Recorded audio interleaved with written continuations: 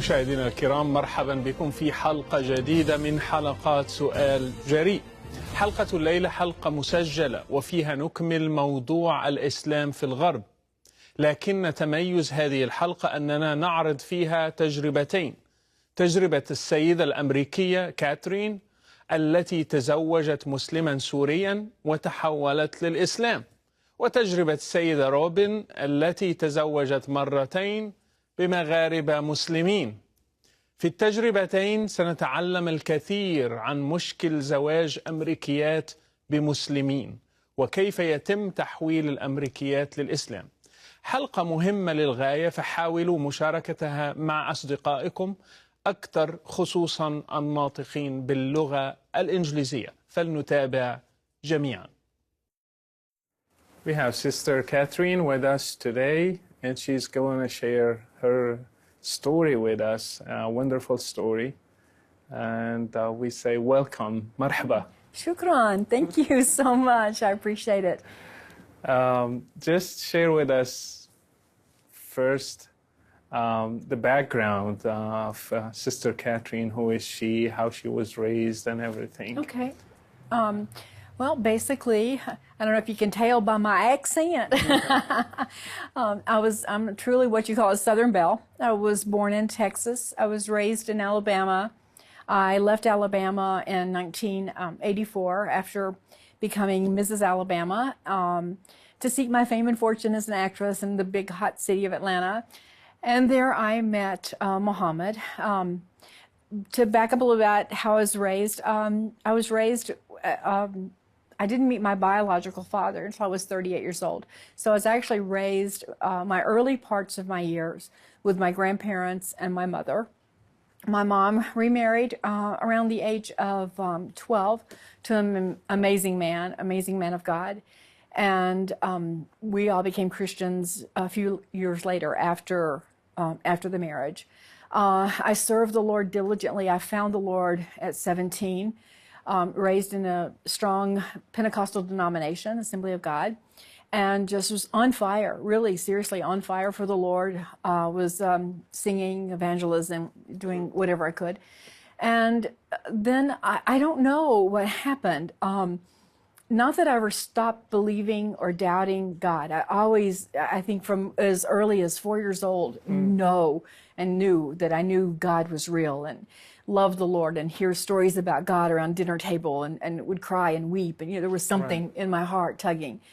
But I was seeing things in church that I don't know, something was void. It wasn't the Lord. It was just maybe community. I don't know. I can't really put my finger on it, but I know there was some kind of void that I was looking for. And so after my reign as Mrs. Alabama, it even became a greater void. And I went, like I said, to seek, I guess, man's approval, seeking fame and fortune. And I met Muhammad in Atlanta. He was there from Syria, going to college. And I was there doing acting and commercial work and different things at that point in my life.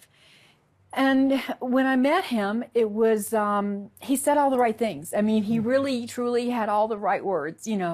I'd gone through a divorce, and so he was charming and the first kind of worldly man type thing that I'd ever met. And he was charming, and, he wasn't tall, but he was short, dark, and handsome. And, he was charismatic. He was passionate. He was things that I guess I was looking for. Appeared to be very godly and very family oriented, even though we met in a nightclub. Okay, so I should have got a clue, but it was just the things that he said, the way he took charge, the way he took control of our relationship. He swept me off my feet on the dance floor. He could dance. He could, he was, like I said, a passionate person. We dated off and on for about a year, and then we decided to marry. Even though you I mean, his name's Muhammad. Oh, well, the first few minutes he told me his name was Jamie and he was from Italy, okay? It was later on in the evening that he actually confessed that his name was Muhammad. But we're talking about, this was the early 80s. So I being an Alabama Southern girl, honey, I didn't know anything about Islam, you know. And the way he presented it, which we kind of avoided the topic of religion, but the way he presented it sounded so similar to what I believed. He believed in heaven and hell and angels and God and Jesus and Mary and, you know, so he presented well. He presented, you know, and, you know, when you're in love, you know, people say you're blind. I was deaf and dumb on top of it, you know. So it was just a whirlwind relationship. Right. And when he had been married before, and when he asked me to marry him, he asked me if I would marry him in the mosque, because his first marriages that were not, and he wanted to really marry me. And he said, like I said, I want you to have my children. I will take care of you. And all the things that women really, really want to hear, you know, that we deny a lot of times, but really want to hear. Right. So we married in the mosque. I did not tell my parents, who were born-again Christians. No, I did not. I was an mature adult, and I could make my own decisions at this point. Wow. And so actually, when we went to get married, it was a little bit of deception. I wasn't sure if we were getting married or just getting engaged in the mosque. And then what happened in the ceremony was kind of bizarre. It was the women were all on one side, and the men were on the other. It was after Jamal, after the Friday prayer, so there were still people that were left in the mosque, and there was like a curtain that divided the two of us.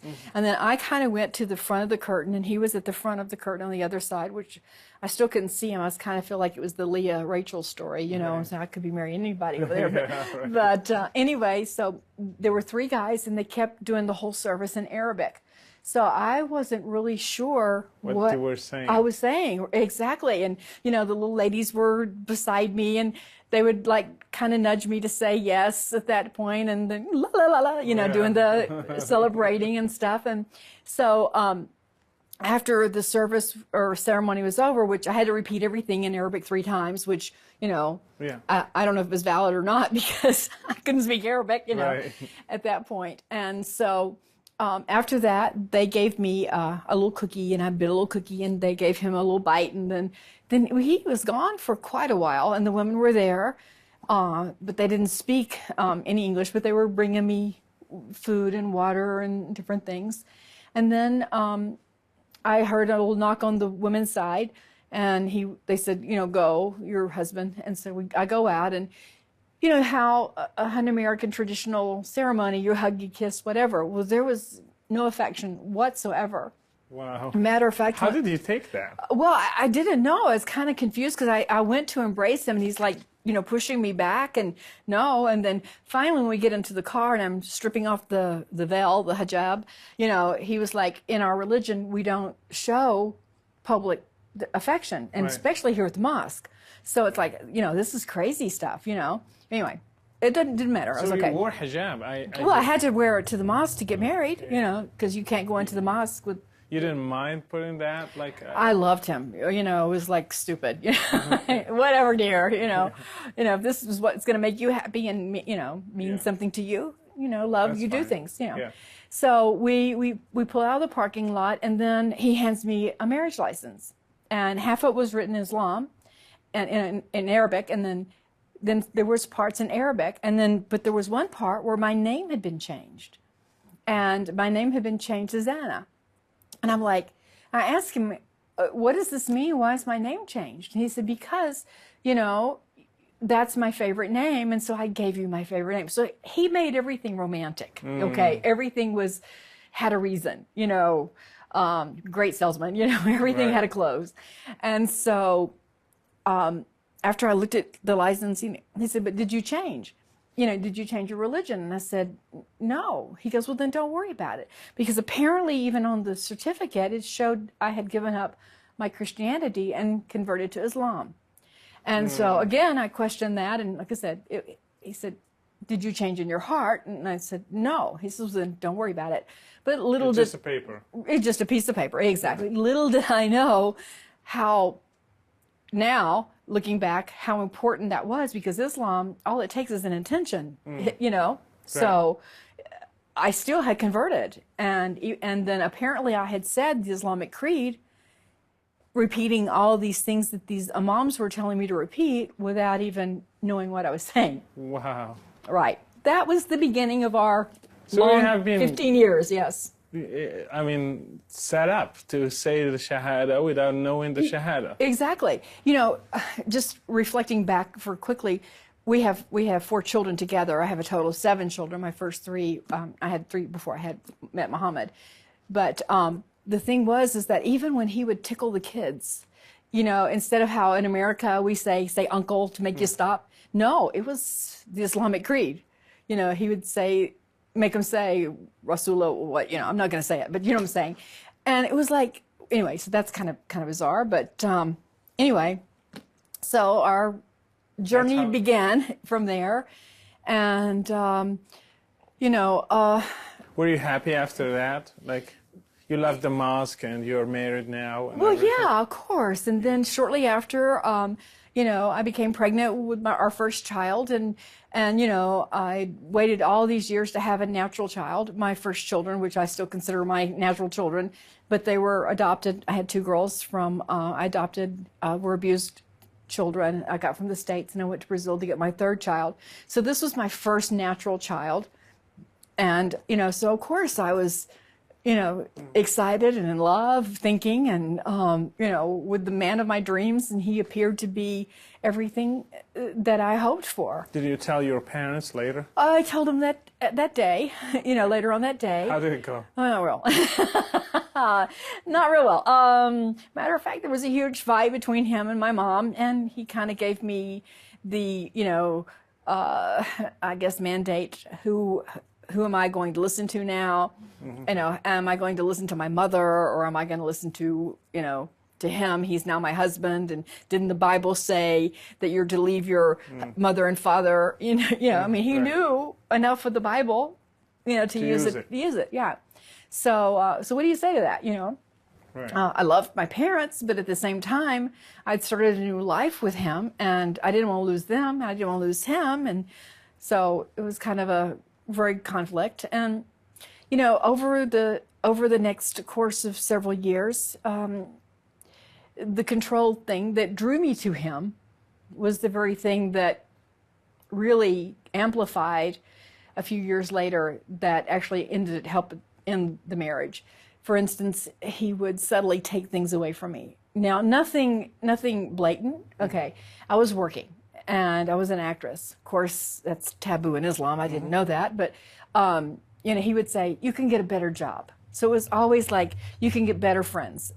Your family's trying to break us up." So it was all these subtle things, not like you're not going to see your mother, or you're not going to work here. Or it was never like that type of a thing. It was more of just you can do better than that. More appeared to be love, if you know what I'm saying, and in my best interest, which turned out not to be in my best interest. And then I became more and more isolated.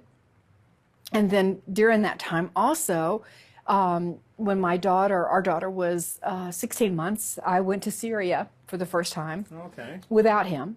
And I went to meet his family, you know, and so they could meet their first biological grandchild. And so I go to Syria, and it was wonderful. I mean, it was absolutely, it was amazing. I was treated like a queen. I wasn't, you know, hated, or they loved me, and the hospitality that was overwhelming. I mean, everything was served on silver trays and doilies, and you know, you couldn't even go into a house and be there 5 minutes without coffee or tea or juice or dessert or something. And then the gifts they were showering. How was that for you as an American? Oh my goodness, it was overwhelming. It was that community that I had never had experienced. Just it felt like real love, you know. I always say, if the Arabs have anything over all of us, it's hospitality. They have hospitality. It's amazing. And I was showered with gifts, wedding gifts, and then of course they loved my daughter, and I felt a sense of safety and security that I'd not felt. Even things like trips on the bus. We would go from Damascus to Aleppo or to Homs or wherever we would travel. You know, it was no big deal to take my baby and pass her up and down the bus and people giving her cookies and, you know, it wasn't like here, you would never, ever let your child out of your sight, you know, much less.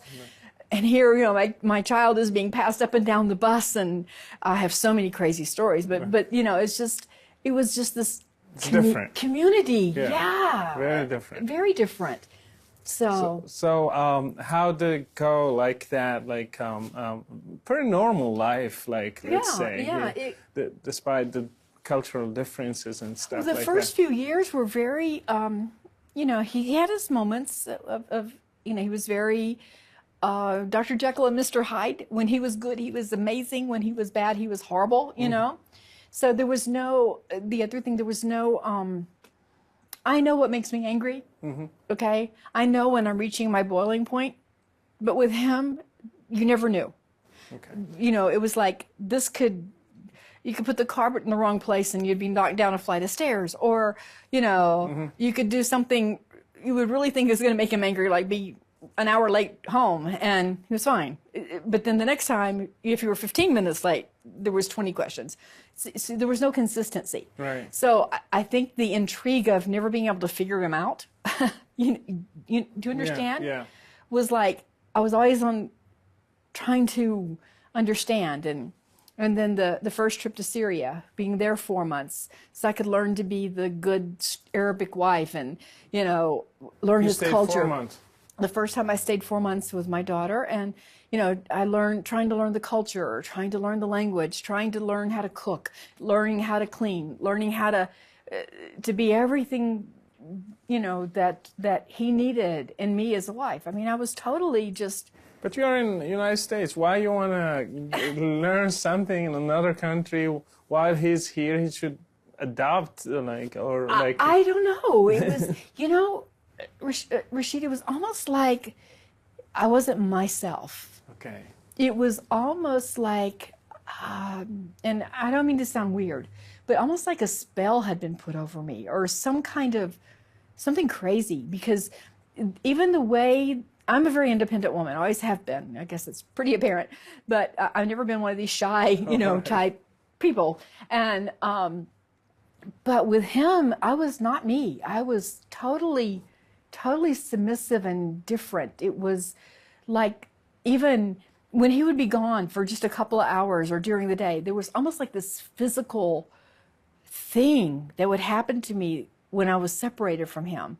I don't know. You know, I don't think it was real love. I think there was something spiritually going on, something deeper than what I don't even know how to explain it. I had never felt anything like that before or till this point in my life.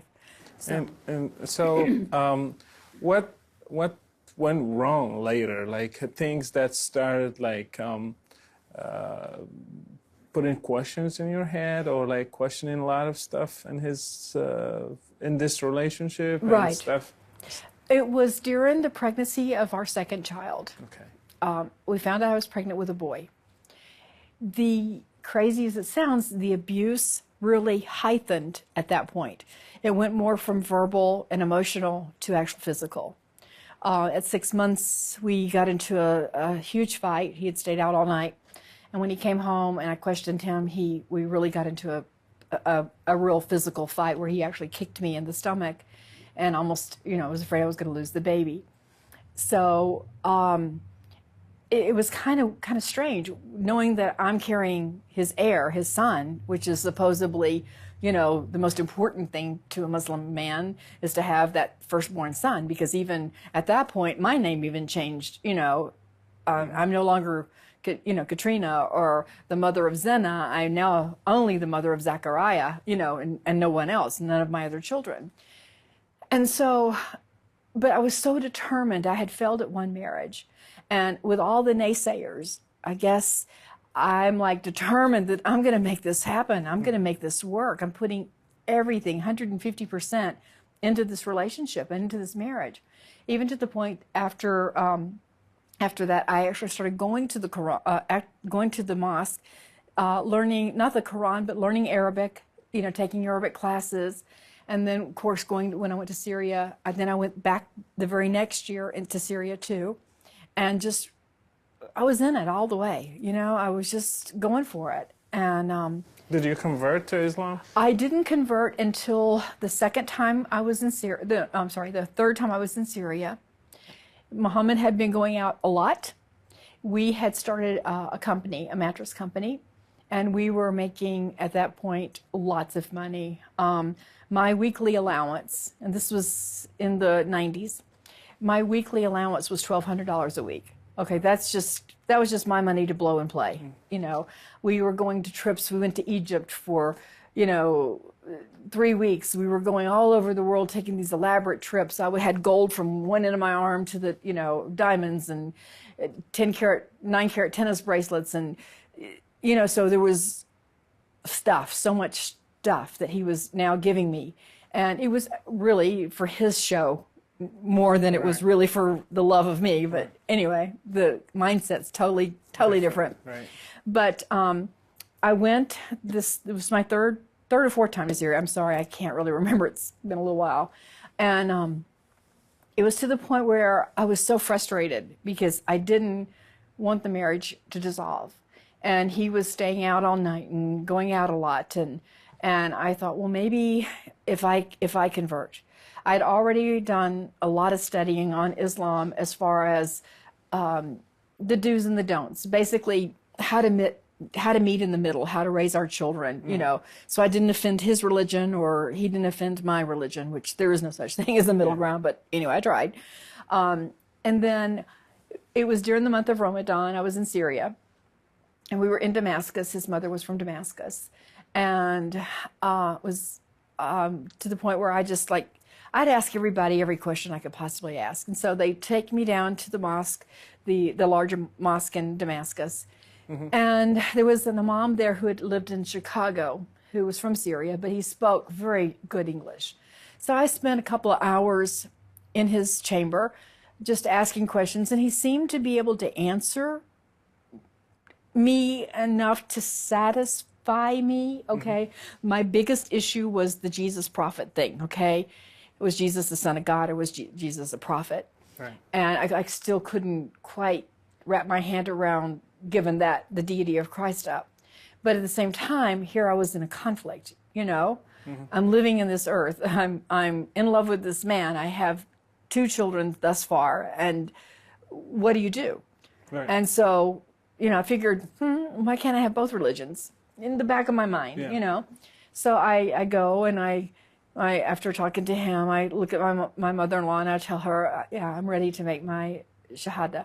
And so we go and she teaches me how to do all the washing and, the washing the hands and washing the face, and the prayer's about to start. So I get into the prayer and then just get caught up in all of it, and then the parties started and the celebration, and then the whole town went crazy and, bringing me gifts, I'm a Muslim, and bringing me money and gold. And I'm like, this is crazy, but it was great. The attention was amazing. And, You liked it. Oh, who wouldn't, and come on. I mean, come on, Didn't you think about your Christian faith, your Christianity? I tried not to. Okay. It didn't hit me until I left Syria, and then we all went on a trip because Muhammad couldn't go to Syria because he didn't serve in the military. So we had to meet in Egypt, and he met me in Egypt, and I did not tell him that I had converted. And so when we get to Egypt here, I'm all covered, I'm wearing the hijab, the veil and the long garb and everything. And so the jalaba. And so he gets off the plane, and I tell you, this was bizarre. I'm sitting in the airport in Egypt waiting for him to come, and off embarks a group from Saudi Arabia. And these women were all covered completely, I'm talking mask and the whole bit. And as they're coming off the plane, they're disrobing. Right. And here I am now, this pious Muslim, right? Yeah, Okay, I'm doing my 5 prayers a day, and I'm fasting Ramadan, starving, and, and so here they're coming, and I'm telling you, as they're coming off, they're not 5 paces behind their husbands, they're like 20 paces ahead, and mini skirts I mean, streetwalkers look decent. Right. I'm telling you. So that was my first pause. I'm like, wait a minute, something's wrong with this picture. You know, how come you're one thing in your country and here you're in Egypt and you're, you know, anyway. So he gets off the plane and he never recognized me, of course, because now he ddidn't know that I had converted. You're veiled. So, of course, you know, it's a big deal. He cries. He's like, oh, thank God, you know, my heart's, my desires come true. And so that whole trip in Egypt was an amazing journey. And He was happy. oh, more than happy, you know, he's now going to heaven, you know. Yeah, right. And so he's going to get his 72 virgins and, you know, he's really happy now. I'm just kidding. But so anyway, we get back to the States and things went crazy. It actually now, because I was a Muslim, the abuse actually heightened because now I'm under the Sharia law. Right. Now I'm now subject to Sharia law because I have made my profession of faith. Yeah.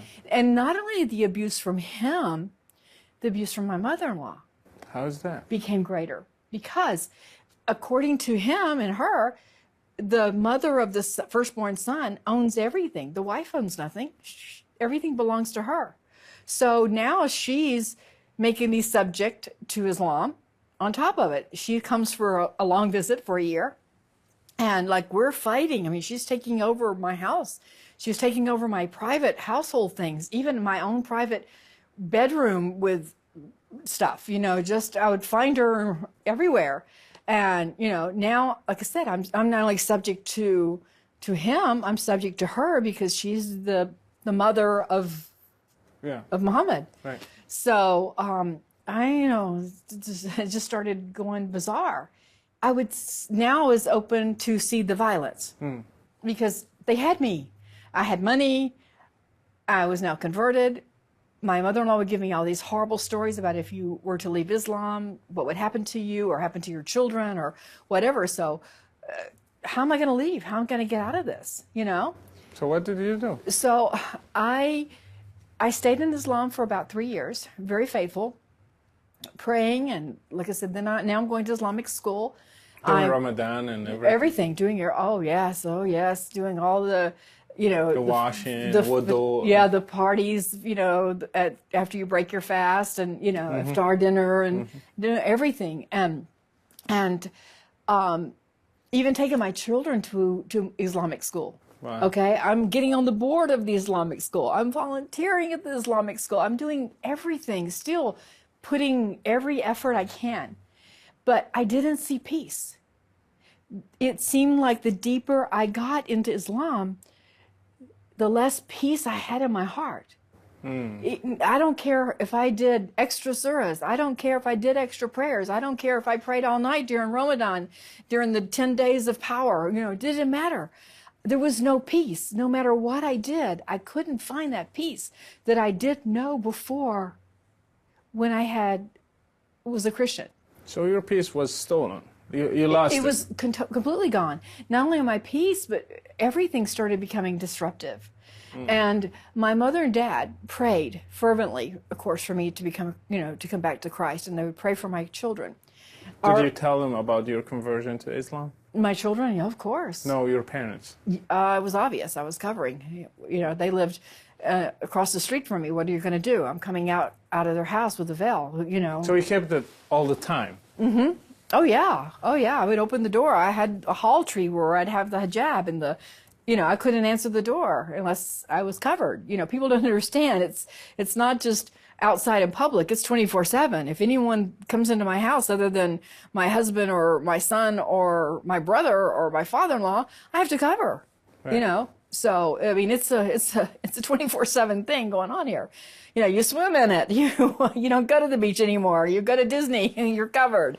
So, but anyway, How did that go? Like with you the first? Well, you know, it was like this religious thing came over me. I'm like more religious and more spiritual than everybody else because I cover, you know.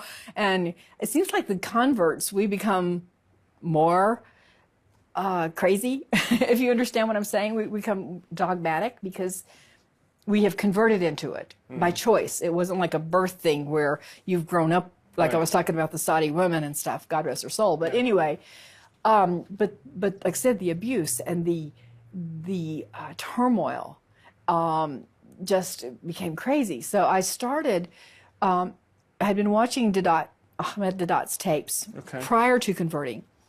And now I started online on the computer going back to his videos and his messages and actually piecemealing them, tearing them apart, seeing where he had misquoted scripture. I mean, what has Satan used? What did he use on Jesus? He used the word of God. Right. You know, what does Islam use? They on all of us, they use the Bible. They use God's words, you know. Right. And so I started dissecting these videos. And the more I would dissect, the more I saw how they were misquoted and taken out of contents, and you know, and I don't know, just the unsettledness. And like I said, my mother had been praying, and she'd been going to a Bible study consistently for 9 years. We at this point had quite a few houses. We're making millions of dollars, and but every year my mom would go and pray, go to this Bible study. And it was like a teaching segment of whatever they were teaching over the summertime, whatever, for 6 weeks or whatever. And every year she would have them pray for me and write a prayer request and stuff.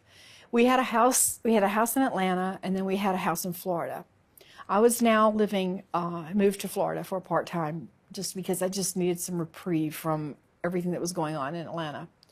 And when I had just moved to Atlanta, we'd built this monstrosity of a house on an island in Florida. And Muhammad had a heart attack. I had only been there like a couple of days, just moved in. I couldn't get in touch with him, and then finally found out that he had had a heart attack.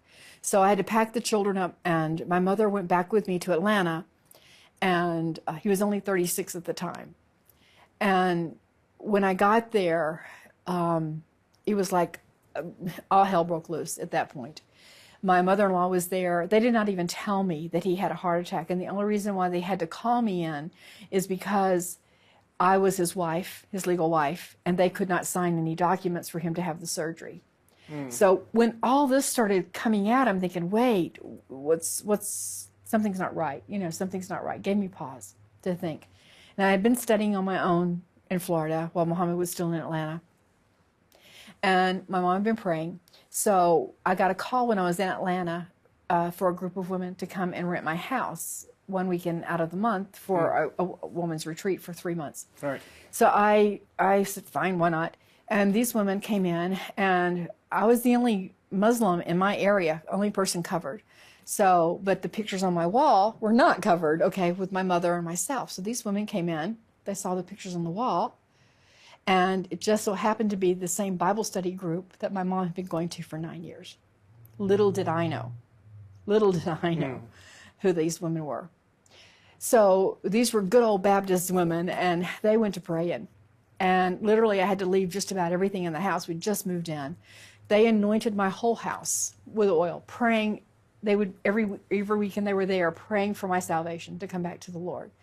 And I even was such a faithful Muslim, I had built a mosque in the bottom of my house so I could go and pray, because women aren't encouraged to go to the mosque. They can, but you know, I had my own where I had the Adhan would go off 5 times a day so I could pray. And so they turned that off. And then they started praying Isaiah, that every word of God would not return void, but would accomplish what it was sent out to be. And my mom apparently had been praying much the same thing. And she was also praying a prayer that's in my first book, Married to Muhammad. It's breaking the strongholds. And it was just a powerful, powerful prayer that her and my dad started praying for like 2 months straight. Well, since we're talking about your books, can you present them, and what are they about? Yeah, the first one here, this one came out the day before 9/11. This one basically will take a woman through the dating process all the way through divorce, conversion, and coming out of Islam. And it's really a cut and paste from the Quran and the Hadith. So it's not just my words, it's Islam's words. And I got it from good sources. You know, even imams told me this was the best Quran to use, the best Hadith versions to use. So it's cut and paste, and it tells you exactly what's going to happen. So it's not even me. It's not me. It's really what Islam says, and how women are to be treated, how the children are to be treated. So that's what this first book was all birthed about. But what happened was these women came into my house, and I had been gone for about 4 months. And when I came back, it was like the Holy Spirit of God had moved in my house. It was like old songs that I had grown up with, you know, Jesus is the cornerstone, Amazing Grace. It just started really haunting me. Scriptures and everything just haunted me. I couldn't get away from this, but there was a warfare, Rashid, that was so strong. It was so strong. I remember sitting at the beach on my where I lived, and looking at, we had what they call the Skyway Bridge that goes over to Tampa, and thinking how I could jump off that bridge and ask God's forgiveness before I hit the ground, before I hit the water. That was the warfare that was so strong. And the only thing that kept me from it was that I knew the fate of my children, what would happen to them if something happened to me. Wow. So it gave me this fight. So I asked Muhammad, could I go to church? And he actually said that I could, because there was so much confusion in our marriage and life. And he was like ready to give up. You know, he just had this heart attack. Sure, go. I went. He only gave me an hour to go. I go to church. I didn't even get my feet into the door until God flooded me. And I just cried and cried and cried. And the Holy Spirit just overtook me. And I knew I had made the wrong decision. And I asked the Lord to forgive me. And the group were there was praying. So then the next week, I asked him if I could go back, and he again said yes, but he wouldn't let me take the children. He only gave me an hour again. I went to the same church. The church service had already started. So here now, I'm not covered, okay? But nobody. Oh, you took off. I wasn't going to a church covered, yeah, you know. So I had taken off the cover, yeah. And I went into the church, and I'm sitting through service, and I don't know what the pastor preached, but all I know is I couldn't wait for him to shut up, because all I wanted to do was run to the altar. So I go down to the altar after the service, and in the Baptist churches, they kind of present you, turn, you know, and everybody. And when I did, the church just kind of stood to their feet, and you could hear the wells. Happened to be the very church that my mom had gone to for 9 years. Wow. The women who had rented my house. They've rented my house February, March, April, and May. This was August, and I had come back to the Lord.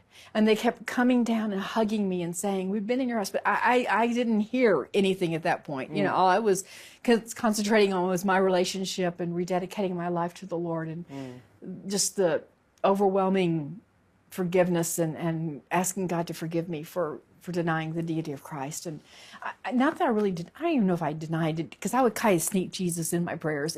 But anyway, that was the beginning of my return. Going back to your story and talking about your research and trying to find out the debates of Ahmad Deedat in his books and the flaws in his arguments, what did you find out about Islamic Christianity that made a difference in your decision? Well, the fact that he had left out so much, and so much was misquoted, and that he just... He was a master at twisting the word. He was really a master at twisting the word. But the thing that happened, well, as doing my research, I ran across a man called John Gilchrist. I don't know if you're familiar with him. From South Africa, an amazing apologetics, and he had already rebutted all of his work, which he's an attorney, and he knew Sharia law very well, right, as well as law itself. And so the way he was presenting, I just started studying more after that point, studying John Gilchrist. And I actually got to train and study under him for a while, which was absolutely amazing. But he has a book about the resurrection of Christ and how... his work is phenomenal. And of course, he followed Ahmed Deedat for years. Right. Of course, this is sidetracking off the story, but he was really a very strong instrument in my return to Christ, because with all the doubts, and it really, like I said, it got to the point where Muhammad let me kind of go to church for about a year. During this time, though, I did not know, our oldest daughter had been going to friends' house to spend the night on Saturday night and going to church on Sunday mornings. So our oldest daughter had already given her heart to the Lord. Wow, without nobody knowing, right, secretly. And so,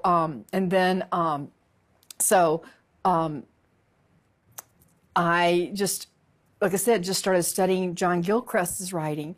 And Muhammad kind of let me go on for about a year. And then I was a gospel singer prior to all of this. So you just reaffirmed your faith. Did you search of things for things about Islam as Oh, yeah. well? That's just how these books were written, because I would do hours and hours of research. I mean, I probably went to over, I don't know, several thousand Islamic websites rebuttaling things. I would take tracts from mosque and rebuttal their. What was the most striking in your findings? Like, what did you? It was all of it. It's hard to say if there's like just one thing. The main thing was the deity of Christ. You know, because without the deity of Christ, without Christ being the Son of God, there is no salvation. Right. You can believe in Jesus all day. You know, you can be a believer. Satan's a believer, you know. Right. But it's removing who Christ really is. We remove him, we have no salvation. Right. Because without the blood of Jesus, you can do rituals all day long. You can go to church. You can teach Bible school. You can do anything. But without that personal, intimate relationship with a Father, a loving God, there is no salvation. Right. So that was the biggest thing that, you know, I had rejected, or was rejecting that part of who the Lord was. So when you went to church and you gave your life back to Jesus and you went home, did you tell Muhammad? No. No. I was afraid. I lived in fear for quite a few months. So I decided to do something kind of covert. And when he would leave for work, I would bring out my praise and worship tapes and sing and stuff. And he'd let me join the choir, but I was always on a time limit. And I decided to have a concert. And I systematically wove all these songs into this concert and invited Muhammad to come to church. And I was giving my testimony in between the songs, hoping and praying he was going to get saved. I just knew without a doubt that he was going to come to the Lord. And so we have the service. And by this time now we had 2 more children, twins, and they were like 3 years old. And halfway through my singing and service and stuff, our youngest daughter started breaking out in tears and crying. Muhammad's getting upset. I come down to get her. She comes to me, and the thing was, the Holy Spirit had moved on her. She gave her heart to the Lord. Wow. So, you know, he's thinking we have done something to manipulate her into this, which you can't manipulate that, you know, because he doesn't understand that it's the Holy Spirit. The Holy Spirit's a person that comes inside and brings conviction and brings, you know, repentance. And so when we get home that evening, he had to be restrained, actually, by the pastor and some of the men. He was violent. He got violent. So we get home, and the children are all sitting at the table, and I'm standing there, and I'm just waiting. I don't know what's coming down the pipe, you know. And he looks at me, and very sober, and he says, "All right, I'm done." He said, "I've put up with this Jesus stuff for a year." He said, "I give you 2 weeks to come back to Islam, or I'm going to throw you on the streets." And that was his grace and mercy, because it was the death penalty. Instead, you know, he was just going to disown me, basically. Right. And at that point, I knew what I was saying, Rashid. I knew what I was saying. And I looked at him straight in the eye, and you know how important that is. You're not supposed to look the husband in the eye. And I said, "Muhammad, I'm ready to die for Christ." And at that moment, with his mom present and several others at the family, he said, "I divorce you, I divorce you, I divorce you." So it happened that day. Yes. And what happened after that? It went from bad to worse. You would think that would be it. You left the house. I left 2 days later. We had another small house that we had rented out, and it became available. And there's a lot involved in the story, but apparently he was going to, there was some things that he was doing under the table the whole time. Money was being sent to the Middle East and out of our bank accounts and stuff. He was hiding things. He was getting ready to leave. He was just biding his time until the proper time. And so that next Monday, or a couple of days later, I was lying on the floor in my closet, just really praying, "God, please just, I don't want to leave if it's not you. Even though he's already divorced me, I know he's cheating on me. I know all this stuff. No, I'm not crazy, but I really, really, really believe for his salvation. And I still do to this day, believe for his salvation and his family. My heart is to see. I remember the first time I went to Israel in '99. I stood there and wrote on a piece of paper and stuck it in the Wailing Wall. And I said, God, I ask for 1 million Muslims to come to Christ. And I heard the Lord speak, not audibly, but into my spirit deep. And he said, you know what, Katrina? You think too little. You think too little. You see, God's heart is that all should be saved. Amen. And so I remember, leaving the house and laying on the floor first and saying, God, please tell me, is this right to leave? And I heard in my spirit the Lord speak to me and say, hate even the clothes defiled by the flesh. And my clothes were on one side of the closet and Muhammad's clothes were on the other side of the closet. And I'm like, what a strange scripture. That's not a scripture we go around quoting in church.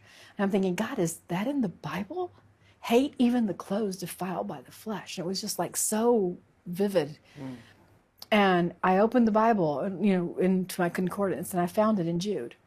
And it talks about snatch some from the fire and others hate even the clothes. The very same words, hate even the clothes defiled by the flesh. And it was like I could see the clothes took on life, where he had walked, where he had been. And God, I guess, spoke to my spirit and said, you're released. Because then he started bringing me scriptures about when you can leave. What are the reasons for divorce? And that, I guess, brings me to my second book. That's why I wrote this book. It's called I Did, I Do Again. It's a divorce recovery book. And it has a lot in there about Islam. It has a lot of comparison between a Christian relationship and marriage is difficult. Right. I don't care if you're the same culture or the same background, whatever. It's difficult. But when you've got a different culture, a different religions, how do you raise the kids? Where do you go? What do you do? How do you compromise? How do you compromise? And these are things these women are not thinking about that got into my situation or getting into my situation. So this is how this book was birthed. It talks about those things. It talks about what is scriptural. When do you leave? When are you released from a marriage, if you're released? And it's not talking about how to get a divorce and go get remarried again. Right. That's not what this book is talking about. It's talking about if you're in a situation, where are you scripturally? When do you leave? When is it okay? We can get mad at our husbands every few minutes, and that's not our excuse to walk out on a marriage. And I really stuck it out. I really tried my best with Muhammad. So I felt the Lord had released me. And so since that day, you never went back to God? I never went back. No, I never went back. What happened to the kids? It was a long 10-year battle. He didn't give up. It didn't end that day. We had over 400 court pleadings just in our county. We went before 13 judges. He tried to kidnap them. I mean, you name it. It's in our county. It was a long battle. Thousands upon thousands of dollars that I spent in attorneys and lost everything. I mean, we went down from $1 million mansions, the children and I, to running for our lives for over a year in and out of shelters. And then from there, I finally got to the point where I decided I can't live in fear. And God says, I do not give you a spirit of fear, but a spirit of a sound mind. Amen. And if I could say anything to the camera, if you don't mind, yeah, sure. I want to say to you, if you're out there, if you're considering dating a Muslim or marrying a Muslim or converting to Islam, please ask God to show you his truth, because God will show you. I got to the point where I even asked God, if Christianity is wrong, if Judaism is wrong, and Buddhist is wrong, and Islam is wrong, show me truth. God, I know you're real, but show me truth. And that's all he wants to hear. And God is faithful. He loves you so much that he sent his son to die for you. And nothing you've gone through is wasted. He will use it all. He will bring it all together. He's got a master tapestry that he's weaving for your life, for his glory. Give him a chance. Just ask him to show you if he's real. And I challenge you to ask him. And I know in my heart of hearts, he will prove himself real to you. Give God the chance. He wants a relationship, not a religion, not a ritual.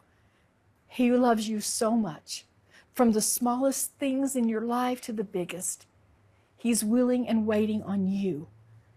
All he wants you to do is cry out, and he will come down with his mighty strong arm and lift you up. Jesus is the Lord. He is the King of Kings.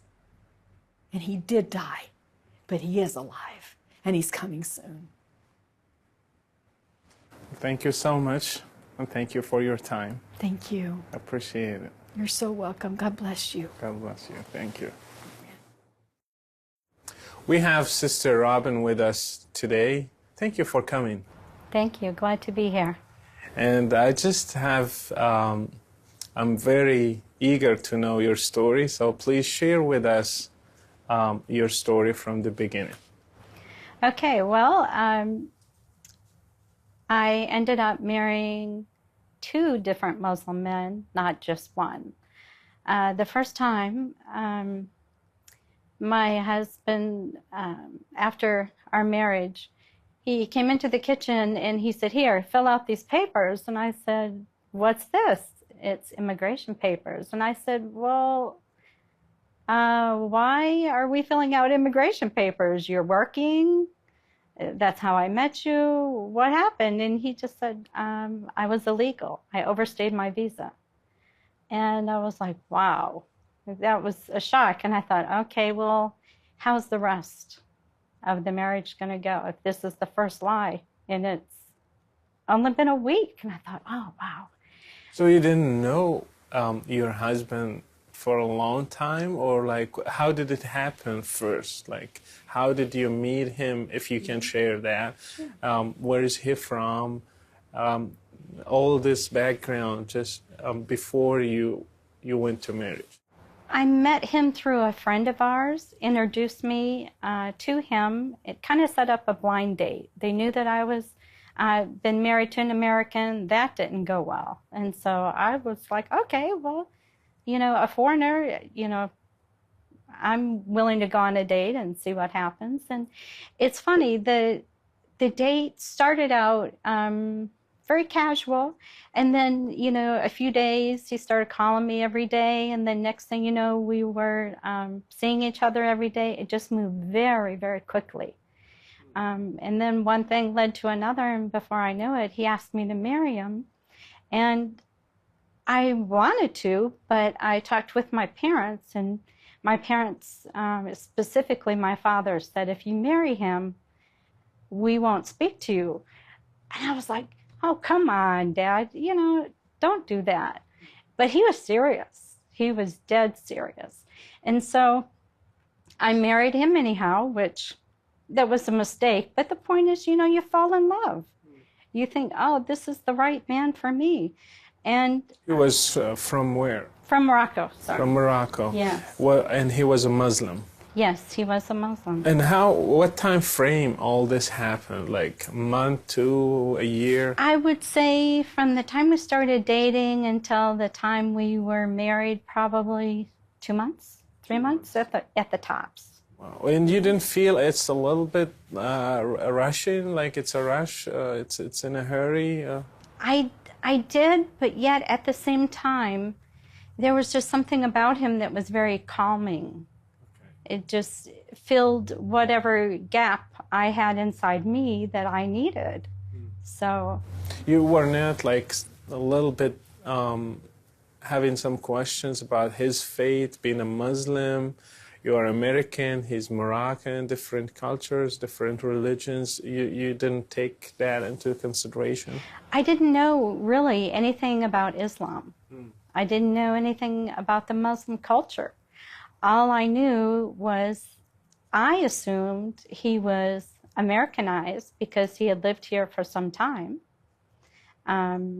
celebrated Christmas, you know, things like that. We talked about God. We both believe in God. He said he believes in one God.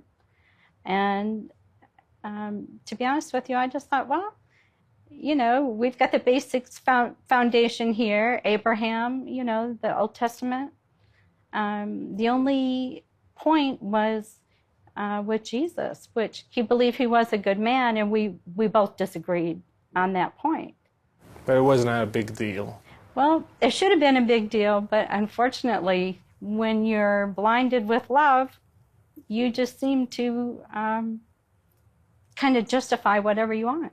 So here you go, you got married and everything. Did you do it in a church or just how did the marriage go? We got married in my home. Okay. We had a notary come and marry us. Okay. And then you were surprised that you had to sign immigration paper. Yes. That started anything like in your mind, questions, raised any red flags, something like that? Oh, definitely. If there had been a way to annul the marriage, I probably would have done it. But, you know, according to my understanding of how you can get an annulment, you know, we had already consummated the marriage, so I couldn't. That's what I thought. So how did it go after that? It went pretty well. I mean, he wasn't a practicing Muslim, and I think that's the one thing that helped me quite a bit. Very easygoing. Did you sign the immigration paper? Yes, I did. And he had his paper after that through the marriage? Yes. He got his permanent residency, and then he went on to get his citizenship. And it was shortly after he got his citizenship that things kind of started to fall apart. Okay, what happened? He used to tell me, you know, go to church all the time or don't go at all. And so I went to church regularly, and I had 2 children. I took them with me. And one day I came home, and he said, what was the church sermon about? And I thought, well, is he asking me because he really wants to know, or is he just making sure I went to church?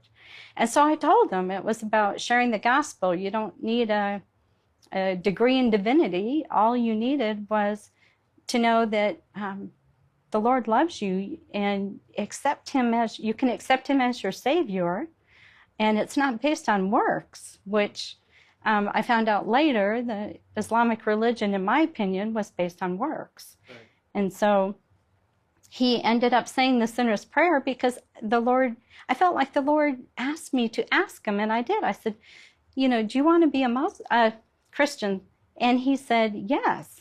And I said, well, say this prayer with me. And when he said the prayer, and his face went from a gray tone to it to bright after the sinner's prayer. And I was like, wow, that really surprised me. I had never seen such a difference. But it didn't, you know, I felt like that was the real heart conversion, and I thought things would change. But it didn't end up going that way. So he was a Christian for a short time before he went back to Morocco. And that's when things fell apart even more. I believe he had an arranged marriage because he came back with all this fancy clothing. And I'm like, something's not right here. How much he spent in Morocco? How much time? A month. A month? Yes, every time he went, he spent a month. And you think that a marriage happened during that? Yes. After getting his citizenship? Yes. Okay. So you stayed married for how long? I think it was 6 or 7 years. Wow, that long. Mm-hmm. And so after 6 years, he went and he had another wife in Morocco. Yes. Do you think it was like a setup, like he just, sorry to say this, used you to get his paper? Like it's Yes. I do. You know, at first I didn't think so. But later, when you remove yourself from the situation and you see some of the different things that had happened and you kind of reevaluate your life, you're like, maybe that was his agenda from the very beginning. And so how did it end? How things went from a marriage, a stable marriage, and to like getting divorced or like separated? Right. Or he told me one day that the Lord told him to leave. And I'm like, what? What do you mean the Lord told you to leave? He said, the Lord's telling me I need to leave. So, we went back and forth over this issue. And I said, why? Why? I don't get it. What have I done? Nothing. He just felt like the Lord told him to leave. And so that's what he did. But the whole time he had already had a prearranged marriage, and the prayer of faith turned into saying the Shahada again when he was in Morocco, because he had an arranged marriage waiting for him. So you think he went back to Islam? Yes. Mm-hmm.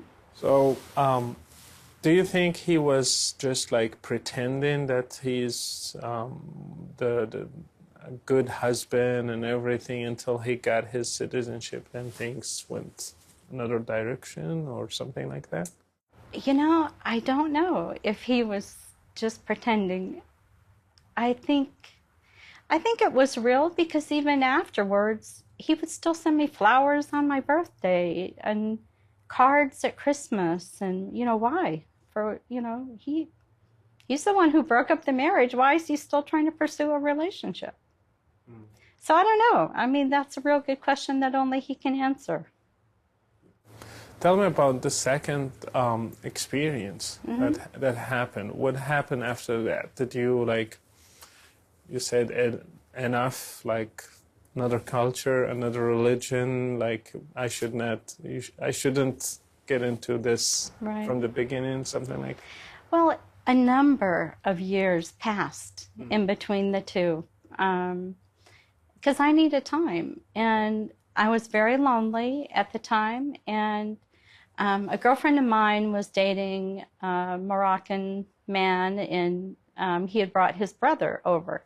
And we all, hung out together and did things. And then next thing I know, we were in the movie theater one day, and he said, I really want to be serious with you.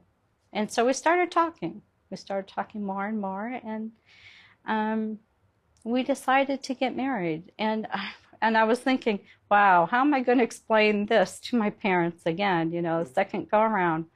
But I think they understood. Obviously, I had some issues because that's what I was attracted to. And,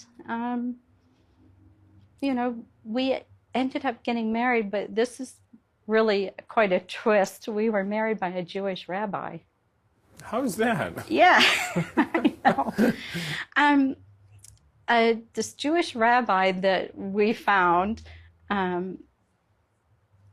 spoke to us a little bit about why we wanted to get married and so on. And his wife was born in a Muslim country, but she wasn't a Muslim. And he agreed to marry us, and I don't know if he was just doing it to... And your husband accepted? Yes. As a matter of fact, he told me, he says, we have a lot of Moroccan Jews in our country. So he didn't mind? No, not at all. He didn't even flinch. So he didn't insist, for example, that you should go to a mosque and do the... No, not at all. Okay, and what happened after that? Was he from Morocco too? Yes, he was from Morocco. And after that, we, started doing what married couples do, going places, doing things together. I really enjoyed his company quite a bit. I mean, we seemed to be very well suited for each other. The only thing that started happening, as we got more and more into the marriage, he started doing his prayers more. He was a practical Muslim? Yeah, he practiced quite a bit. And I didn't see all those things in the beginning because, we were separate. We were both, in different houses. But he said all the prayers, he did Ramadan, things like that. But that's when I noticed more that I was learning more about Islam from him. And the more I saw, the more I was like, wow, I'm not sure that this is going to work long term. Because to give you an example, I'm getting ready for work in the bedroom, and I come out, he's in the living room saying his prayers, and because I passed by him, he had to start his prayers all over again. Like they were invalidated because I walked by. I thought, wow, that's crazy. And during Ramadan, we would be sleeping together, and then at a certain hour in the morning, he would just throw me on the other side of the bed and like, oh, you can't touch me now. And I'm like, why? You know, it's like, because this is when Ramadan starts. And I said, well, wait a minute. You mean all throughout the year, you can drink, smoke, do whatever, and it's okay. He does that? Well, he did at one point, and then he, you know, didn't do that anymore. But the point is, you know, that was his life. You can drink and smoke and carouse, and then all of a sudden, during Ramadan time, you're holy. How is that? You know, I told him, I said, either live holy all year or don't do it. Right. You know, or just quit fasting. I mean, what's the point if just for 30 days? And I talked to him about, I would see him prepare for prayer, washing his hands, his feet, his leg, every, you know, part of his body in preparation for saying his prayers. And I said, you know, I think that's really admirable. However, have you prepared your heart? And he said, no, we don't. It's you're prepared the outer body. And I said, but it's the inner body you need to prepare, because you're worshiping. And he just didn't seem to grasp, you know, that it's the heart. It's not just the outward acts. And so you started noticing that he's a practical Muslim, and the way he lives, it's like making some problems. Did it go to your marriage, like influence it the whole relationship, something like that? Yeah, a lot of little things popped up, like the cable guy came to hook up the cable, and he asked me, well, why'd you let him in? And I said, well, you made the appointment. I let him in. It's like, well, you shouldn't have a man in your home with me not being there, or at least have another woman or another man there. And I said, well, you know, what am I supposed to do? You made the appointment. You know your work schedule. Why is it my problem? So just little things like that kept coming up. And I just thought, you know, the more I saw of Islam, the more I thought, that is definitely not for me. And I'm very happy that I never converted. Did he ask you at any time to be a Muslim? Yes, many times. And he would talk to me about, you know, the world's going to end soon, and I don't want to see you go to hell. And I said, well, you know something? I said, I know, I appreciate your concern for me as your wife. However, I don't believe I'm going to go to hell. I said, but I have a question to ask you. Do you believe God is holy? Yes, he said. I said, do you believe heaven is a place where there's no sin? He said, yes. And I said, then how can you believe that in paradise, which is their word for heaven, that you can have multiple virgins and this is going to be your life, having sex over and over, when heaven's supposed to be a holy place where God lives with his people? How is that? And he said, that's our prize. And I thought, wow, well, I don't want that prize. So you had conversations about doctrinal issues. Yes. Did it upset him at any time, or like did you, both of you had like conflicts based on these discussions? We did have a few. As a matter of fact, one point where I left him some literature in Arabic for him to read, in the middle of the night while I was sleeping, he burnt the book. Which was, you know, I couldn't understand why the fire alarm went off, but because they hid it, you know, he didn't want me to know that he burnt the book. And then the next day, you know, I see that even the faucet handle looked like it was charred, and I thought, wow, you know, to me that was a little extreme, that he's going to burn a book that I give to him. You know, it's not going to change. Did you ask him? Yes, and he just said, I don't want to talk about it. You know, I'm not going to read something that's contrary to what I believe. And I knew then things were getting even rockier. So, did he stop you at any time from going to church, or were you at least going at that time to church or doing your Christian prayers or like reading your Yes. Bible? He did not stop me from going to church, which I'm very grateful. But, you know, I had to do some soul searching myself. And really, at that time, I realized, you know, I'm just a pew sitter taking up space. You know, where's this relationship that I need to have? So, Did he get his paper through marriage as well? yes, he did. So you had to sign immigration paper for him as well? Yes, and it was very sobering when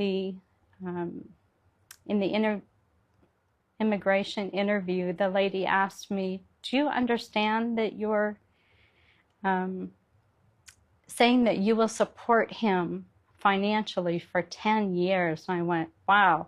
Well, it's kind of late to have this talk on the flip side. I mean, you should have that talk on the other side. Right. I had no idea. Well, I mean, from the first experience, didn't you have a fear that probably the same thing going to happen? These Moroccans, they just like use American women to get their paper for any reason, and then later on they will go for their life and they will leave her. Didn't you feel probably the same experience going to repeat itself? You know, it did cross my mind. However, I just thought, oh no, this is different. This is different. Again, it's just justifying what you want when in truth, yes, I should have known. I mean, Now, so how long it lasted? I think it was 4 or 5 years. So he got his citizenship. He got it later, Okay. after But almost. we separated, yes. And then, what was the point where like you broke up, like both of you? Actually, we were in Spain on a vacation visiting his sisters, which that's when he said that he never wanted to marry me. Yeah, I was shocked. Never wanted to marry me. He wanted children. He knew I couldn't have children. And I said, nobody put a gun to your head. Why? Why did you marry me then? I didn't force you to. And I think it was his brother. Because all I can think of was an incident that happened during our marriage. His brother told me that he was helping other Muslim men find American women for wives, taking them to local nightclubs and like saying, oh, look at that girl over there. She's not really dancing, or she's maybe not as pretty, a little overweight. That's who you need to target. And that's what they did. So it was like kind of planned. Yes, it was planned. And then, you know, then I realized, wow, you know, I was the victim of his brother too. He set me up in the same manner. So do you think there is like there are certain methods used by different people within America to target certain American women and use them to get paper and get citizenship, and later on you go get married in your country, a Muslim woman, or try to convert her? Do you think there is a certain plan like this from Yes. your experience in talking to others? I believe there's a definite plan. More and more women who would come to me because I started a support group, because I didn't have anybody who knew enough about Islam at the time of the first marriage to help me.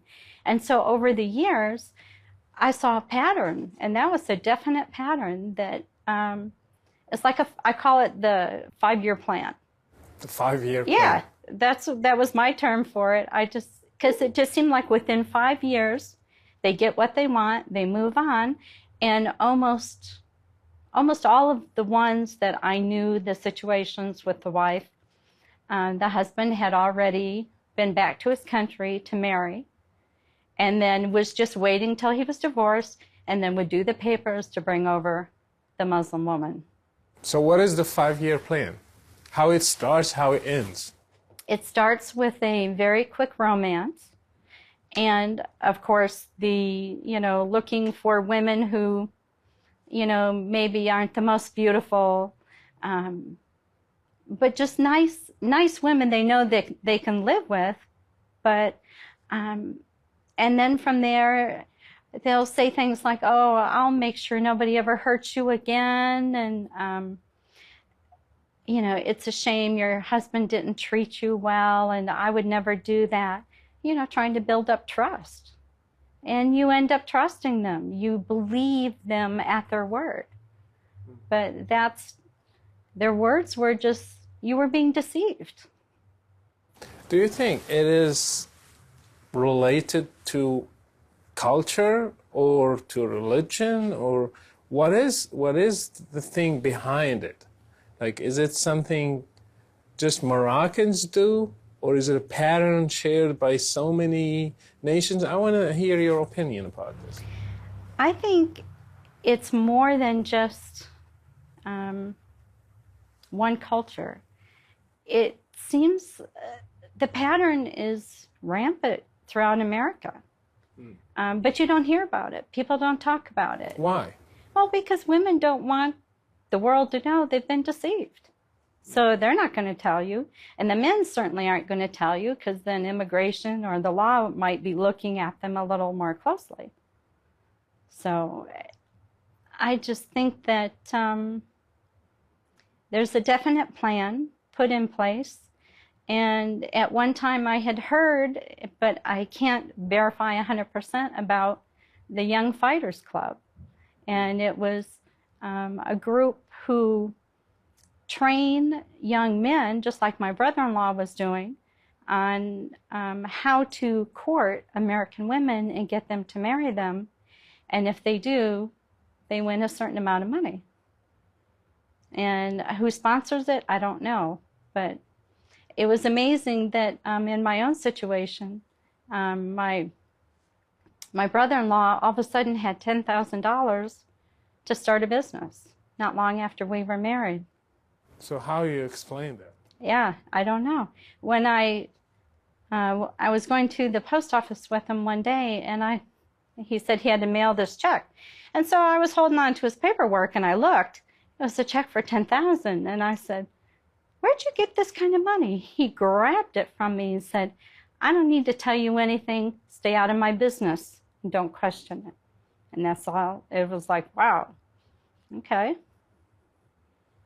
So from your experience now, any woman will see this. Like, what is your advice to people who go through the same experience? What are you going to tell them?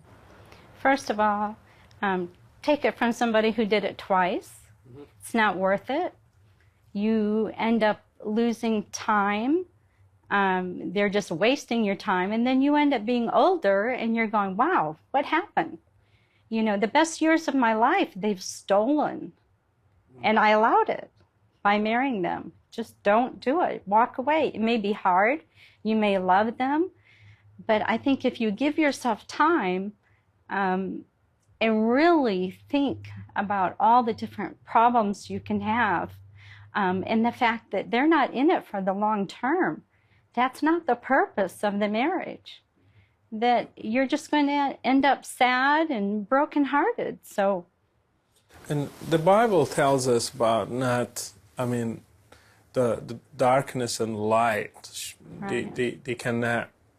They don't go together.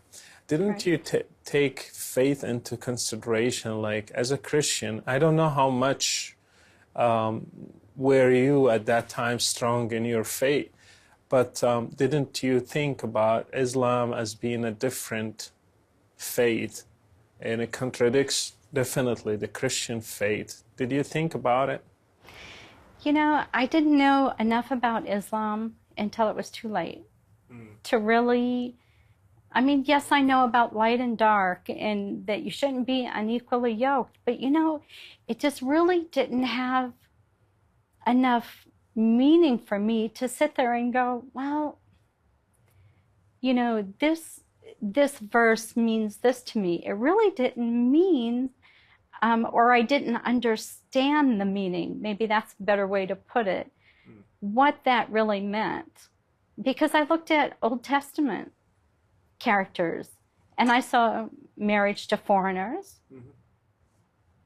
but look at the result of some of them. That's the key. If you want the end result to be a long-term marriage and growing old together, you're not going to get it by marrying an unbeliever, and B, somebody who's there just to use you to get what they want. Being involved in a support group, and I'm sure you have seen so many cases similar somehow to yours. Do you think Islam has, as a religion, has anything to do with this? Yes. From what angle? And again, this is my personal opinion, I feel like they're trying to come through the back door of America and infiltrate our culture through marriage to American women, and then they turn around, dump us, get somebody else from their culture, and so you're left with a bunch of broken-hearted women, children even. Some of them, the women have children, and it's just horrible to see what happens. Being myself a former Muslim, I can see something, and I want your opinion about it. Let's say I am a Muslim and I see a Christian country and I see I have the right as a Muslim, as a superior religion, that I can take advantage of them any possible way, even using their own girls, their own women, their own money to one day rule their country and have my religion the dominant one. Right. Do you see any place of this idea in what happened to you? I think definitely that can happen in America. Little things that you don't see advertised or reported by the media, honor killings. You hardly ever see that reported by the media. Judges making decisions based on Sharia law when that is not the law of the land here. Why are we even considering Sharia law? So it's already begun, in my opinion, and I feel like the churches need to wake up. What can the church do to stop this, or at least make an awareness? Educate themselves about Islam. Really, not only the pastor, but their lay people who are out in the community. They don't understand what's going on. They just know that, oh, you know, all they think about is Iran, you know, and what's happening there.